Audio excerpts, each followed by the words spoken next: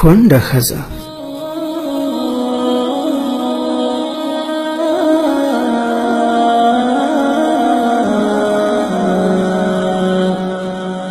د یوې ښځې خاوند وفات شو او د سخت فقر او غربت ښکار شوه.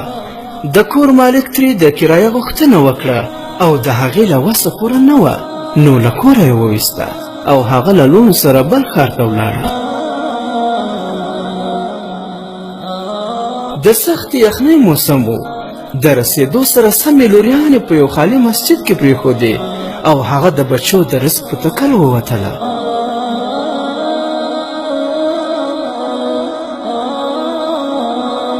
د ښاري یو دروند مسلمان سپین روبي سره مخ شوه. له خپل حاله یې خبر کړو چې زه یوه مسافره د یتیمانو مور یم. هغوی مې د ښار په خوله کې په یو خالي مسجد کې پرېښي دي او د ماښامۍ خوراک په لټه یې راوتی یم. سپین روبي شیخ ورته وویل ستا د ریښتونولۍ څه ثبوت دی؟ بیبي وویل زه نااشنا مسافره یم، څوک مې هم نه پیژني.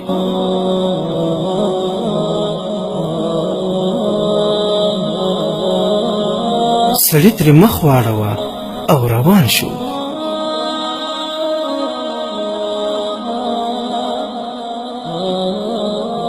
بیبي هم مات زړه روانه وه چې د یو بل سپین ږیري سره مخ شوه. سم د واره یې خپل حال او د سپین روبي شیخ کیسه ور واوروله. سپین ږیري د خپلې کورنۍ یوه تورسرې ورسره واستوله او هغه یې د لورګانو سره خپل کور ته راویسته. ښه خوراک او ښکلي لباس یې ورکړو او په نعمتونو کې یې شپه سبا کړه. نیمه شپه کې هغه اول سپین روبی شیخ خوب ویني چې د قیامت ورځ ده او لوا د رسول الله صلی الله علیه وسلم د سر د پاسه ده. د شنو زمردو یو قصر دی چې قبې او برندې د ملغلرو یاقوت او مرجان نه جوړې دي.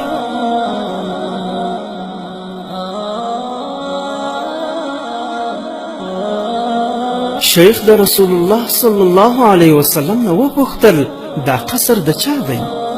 نبی علیه السلام ورته وفرمایل د یو مسلمان موحد دی. شیخ وویل یا رسول الله زه مسلمان او موحد یم. نبی علیه السلام مبارک ورته وفرمایل ستا د ریښتونولۍ څه ثبوت دی؟ کله چې تا د یوې بېوزلې کونډې نه د ریښتونولۍ ثبوت غوښتلو نو ته هم اوس ثبوت وړاندې کړه.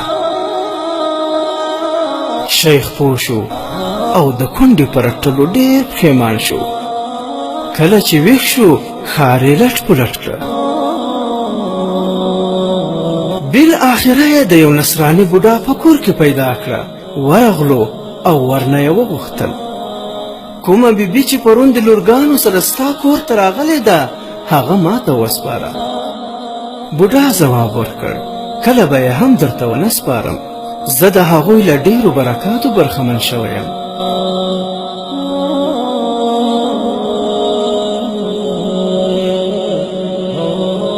شیخ وویل 1000 دیناره واخله او دوی ما ته وسپاره.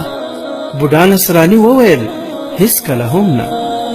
شیخ بیا غوښتنه وکړه ضرور یې راوسپاره. نصراني ځواب ورکړ ته چې څه غواړې زه د هغې له تا نه ډېر حقدار یم، خو الله مې دې قسم وي چې زه او کورنۍ مې هله ویده شو کله چې د دې بیبي په واسطه په اسلام مشرف شو، او ګمان کوم تا هم هغه څه په خوب کې لیدلی دي کوم چې ما لیدلی دي.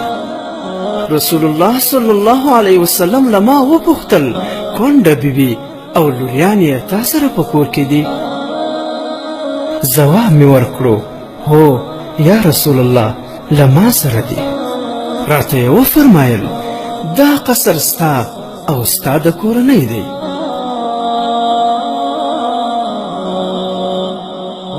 شیخ ناامیده شو او غمزپلی دردېدلی، غري ونیولی، واپس شاته روان شو. عبرت د بېوزله کونډو یتیمانو سره ښېګڼه د الله جل جلاله او د نبی علیه السلام مبارک د مینې نښه ده.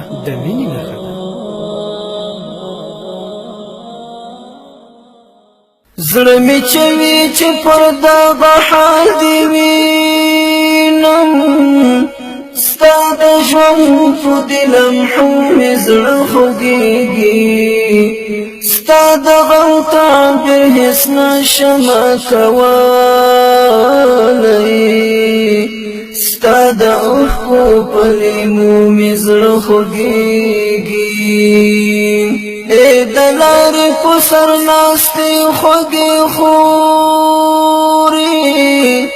در سره په سوځارو مې زړه خوږېږي تا ته وګورم په سرو سترګو وژاړم ستا د اوښکو په لیمو مې زړه خوږېږي ای بې وسې ته مې مورې ته مې